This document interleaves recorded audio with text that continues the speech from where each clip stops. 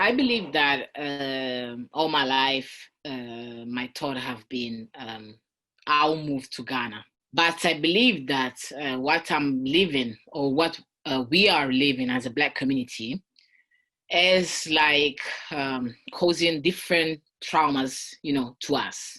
We already had generational traumas and we are creating new ones because of what is happening globally and then in our countries. So what I'm thinking right now is that I would definitely relocate.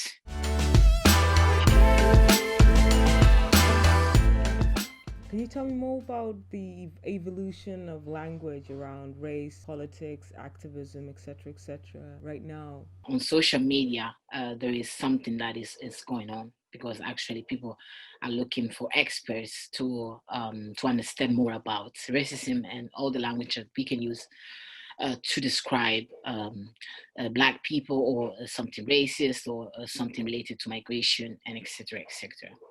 Now, the big problem is that we don't have that in the mainstream.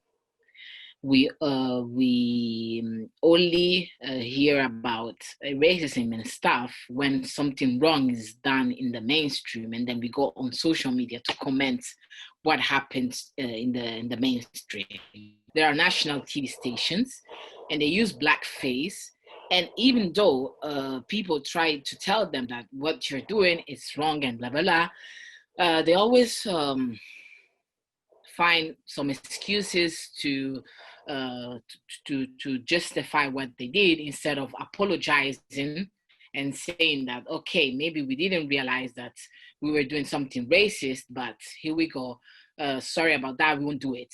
Last year, we had a big discussion because a lady on this national TV sang a song by Beyonce, and she painted her face black.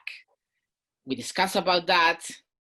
But what have you recognized, because you're living in London currently, you've lived in Italy, you've spent some time in Ghana. These three spaces, how do you feel you are misunderstood or understood in each one? So I think I was misunderstood in Italy because, of course, a lot of people couldn't accept the fact that there are, Black Italians. So it was totally like you don't technically exist. You just don't exist. Then, of course, when I'm in Ghana, I'm home. So of course you can see the difference. You can see that I was born in somewhere else, but it will always be home. People won't let you feel strange because at the end of the day, we're still Black. We're all Black. So, I'm in my word.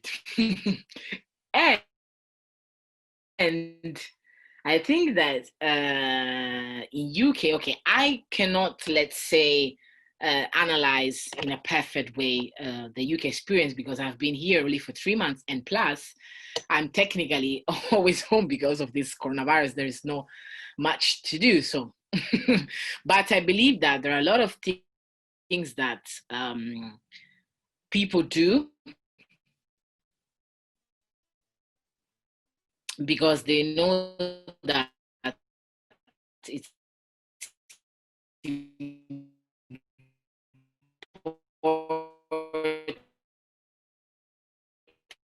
to be inclusive, to just because they have to do it. Not because when you live in Italy and you talk with people living in different European countries, actually, they always describe their countries like there is no racism here. But then, if you think about the fact that England colonized most of our countries, you have to think that that is not possible. It's just not possible.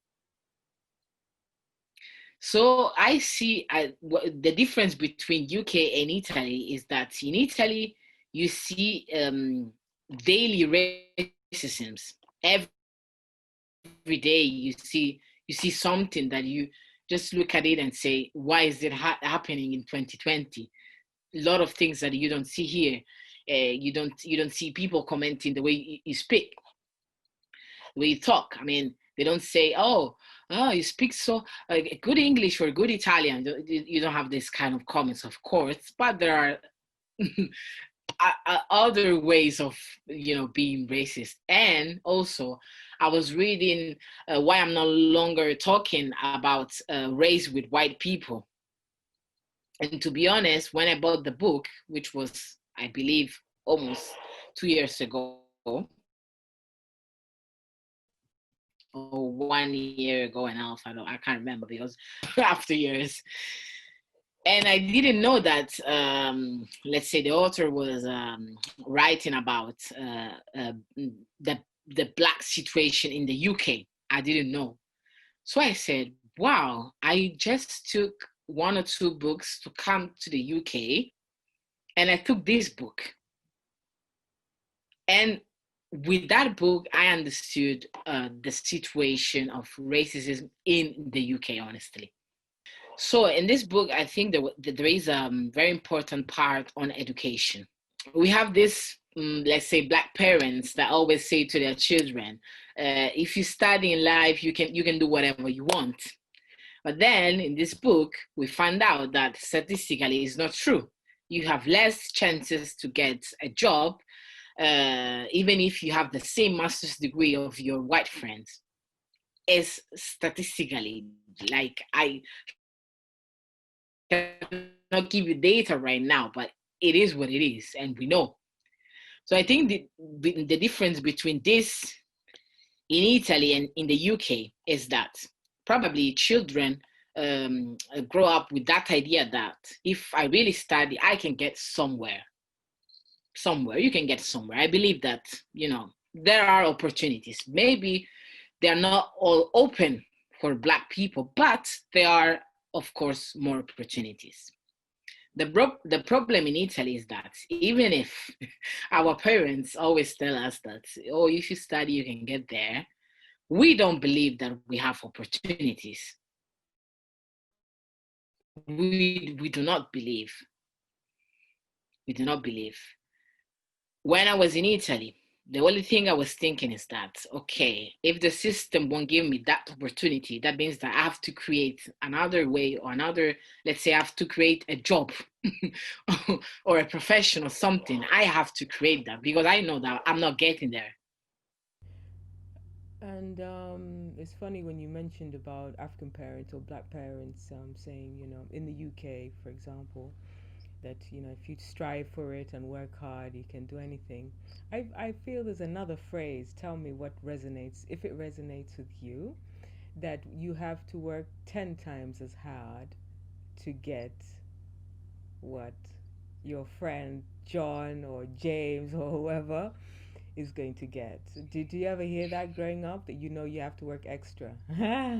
Yes, of course. Yes, yes. You always have to work extra. You have to work extra because you're a Black African woman.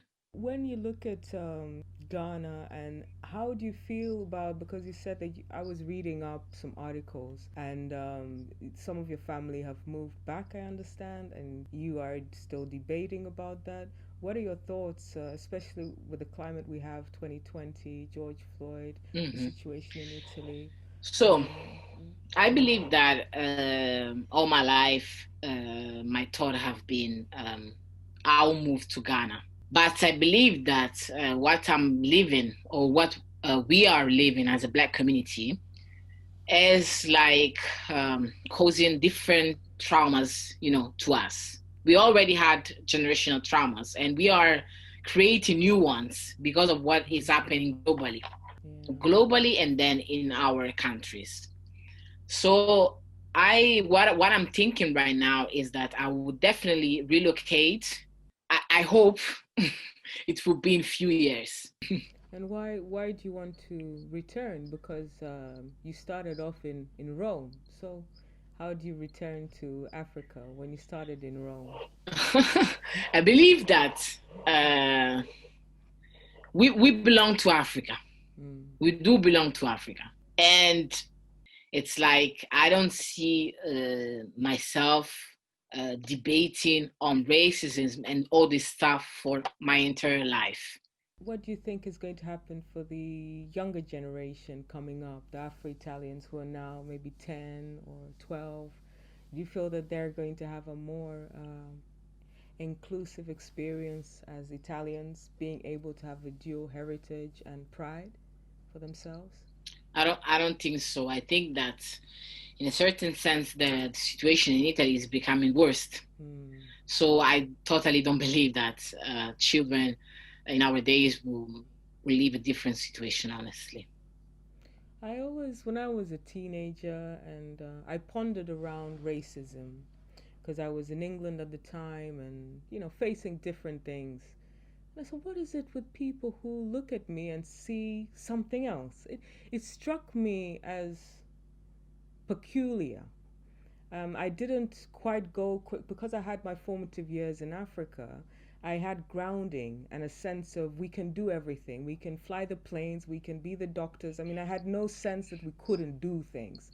Then you get to England and you're like, what? These people are very strange that their mind, something is wrong in their head. That you can imagine I'm different to you because, oh, your skin and all these really weird questions. Does a color come off? How did you get here? Do you have airplanes? I found it like I thought it was like a mental problem. I thought they were a bit slow.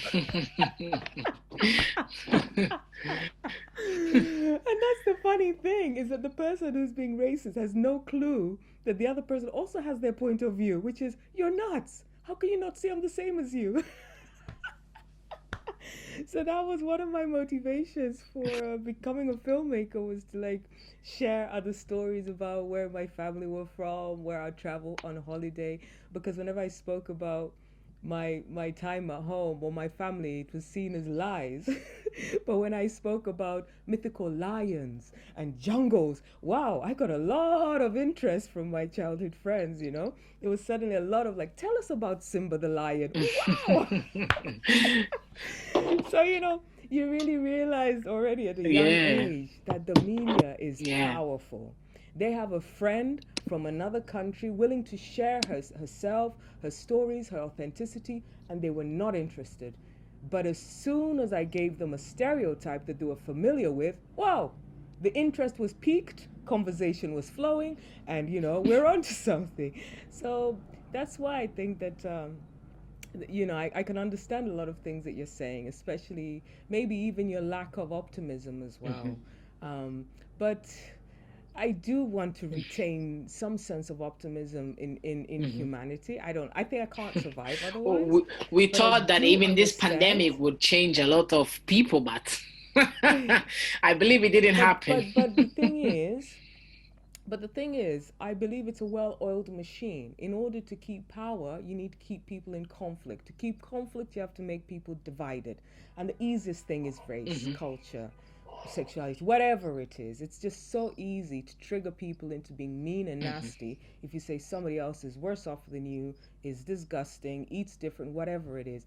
And we just have to get out of that Mhm. brainwashing. Everybody needs to just kind of just flip the switch on and really get out of that. But it's convenient for quite a lot of Mhm. parties who are not necessarily the everyday person. Mhm. Um, so yeah, I think a lot of it has to do with power as Mhm. well. Yes. What do you think? To be honest with you, I'm I'm always really positive, but we are in a different moment. I think globally, it's not. I'm not talking Mm, about necessarily about the pandemic or whatever it is. Even this aspect of our life, I thought that people will understand that we are all the same. mm, And I don't know, but it's like, as you said, it's a political thing. mm, There is a lot that we can do as individuals, as groups, as activists, as organizations and stuff. But also, you see that you're doing the same thing for 10 years. Then you have to ask yourself, am I doing the right thing? Because my sensation is that the people we are talking to or that we want to talk to are not willing to understand and listen to what we want to say. Please like and subscribe. Shadow Choose Films.